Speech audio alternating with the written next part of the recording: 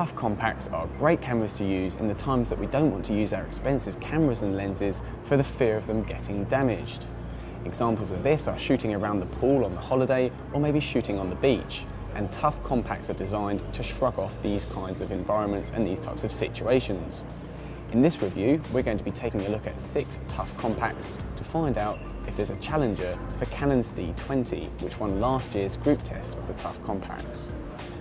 With each compact claiming to be waterproof, we took them along to the Splash Point Centre in Worthing to replicate a typical holiday swimming pool environment and find out how they'd perform underwater. To ensure the test was fair, we first set each camera to its underwater mode, with the flash switched off, and then took a series of shots of a model posing beneath the surface of the water. We started off by shooting with the Canon D20, which we found easy to use underwater thanks to its large, bright coloured buttons. When the model swam towards the camera, the D20's autofocus system managed to lock onto our subject very quickly without fuss. However, a faster continuous burst would have been preferable to rattle out more shots in a quick succession.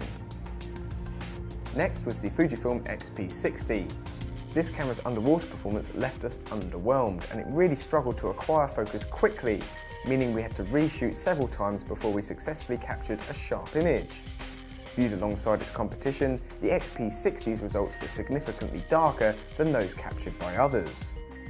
Moving on to the Nikon Coolpix AW110, we attempted to set it to continuous shooting but quickly realised you can't set it to burst mode when the underwater mode is selected.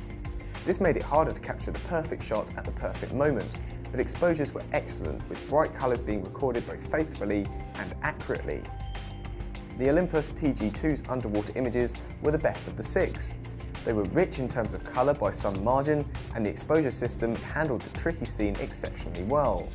The fast AF system combined with 5 frames per second sequential shooting made it easy to capture a great shot with a single dive. However, the mode dial was difficult to operate with wet hands. Shooting underwater with the Panasonic FT5 revealed its AF system wasn't quite as responsive as the Olympus TG2's. Shooting at a lightning 10 frames per second allowed us to pick the best image from a bunch, but reviewing the images on the FT5's 3-inch screen revealed that they lacked the same rich colour that was captured by the Nikon and the Olympus. As for the Pentax WG3, it focused quickly below the surface of the water, but the exposure performance wasn't as good as we'd hoped for. It struggled to portray the same brightness and clarity that we'd seen from its rivals, and the slow 1.5 frames per second continuous burst meant that we had to shoot several times before we were happy with our composition.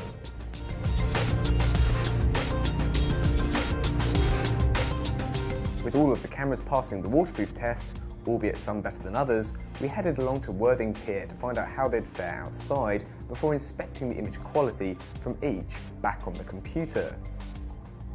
The Canon D20's images were well exposed, and the sharpest results are captured between ISO 100 and ISO 800. Beyond this point, images started to get softer and they lacked vibrancy.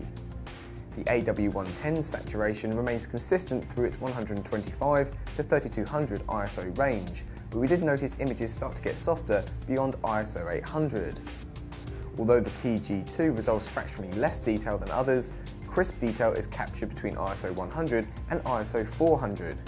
Push past ISO 800 and detail begins to soften, with colour saturation dropping off slightly at its maximum ISO 6400 setting. It also has a tendency to underexpose very slightly, and in some shots the shadows appeared slightly darker than others. The FT5's image quality performance is almost identical to the Nikon AW110's. High levels of detail are recorded in the shadows, and detail only starts to soften when you push past ISO 800, with colours remaining vibrant throughout the sensitivity range. As for the Pentax WG3, some of its images lack the same vibrancy as others, despite capturing high levels of detail. Pushing beyond ISO 800 created softer results, so it's best to be used between ISO 125 and 400.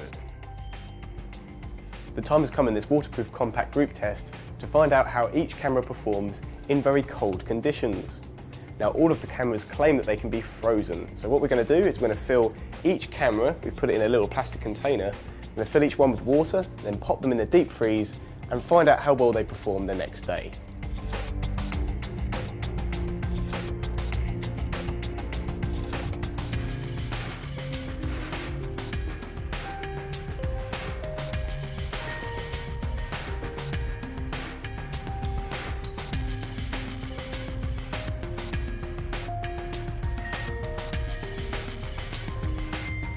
Out of the freezer and in their respective ice blocks, the cameras were subjected to a drop test from arm's length, equivalent to a height of 1.5 metres.